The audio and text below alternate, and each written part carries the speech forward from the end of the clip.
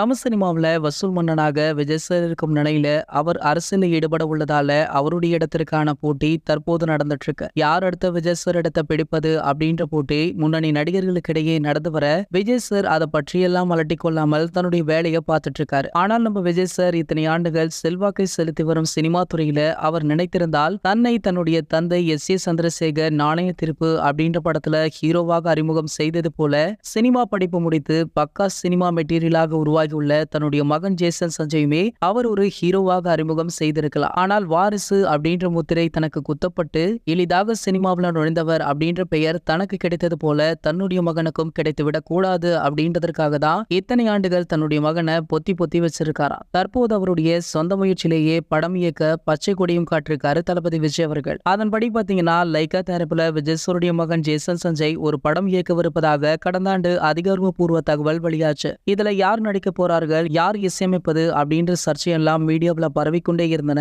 ஆனா படம் பற்றிய அறிவிப்பு இன்னுமுமே வெளியாகல. இந்த நிலையில பாத்தீங்கன்னா லைகா சுபாஸ்கரன் தயாரிப்புல ஜேசன் சஞ்சய் இயக்க உள்ள படத்துல சந்தீப் கிஷன் அவர்கள் ஹீரோவாக நடிக்க உள்ளதாகவும் இந்த படத்திற்கு தமன் அவர்கள் இசையமைக்க உள்ளதாகவும் தற்போது அதிகாரப்பூர்வ தகவலுமே வெளியாகி இருக்கு. மேலும் பாத்தீங்கன்னா இந்த படத்துடைய கதை கிரிக்கெட் சம்பந்தப்பட்ட கதை அப்படின்ற தகவலுமே கூடுதலாக கிடைச்சிருக்கு. ஆகையால கண்டிப்பாக சஞ்சய் இதுல வெற்றி காணுவாரா அப்படின்றத வெயிட் பண்ணியுமே பார்க்கலாம். இது போன்ற சினிமா செய்திகளை பத்தி நீங்க உடனே தெரிஞ்சுக்க நம்மளுடைய தளபதி டாக்கீஸ் அப்படின்ற நம்ம சேனலை சப்ஸ்கிரைப் பண்ணிக்கோங்க.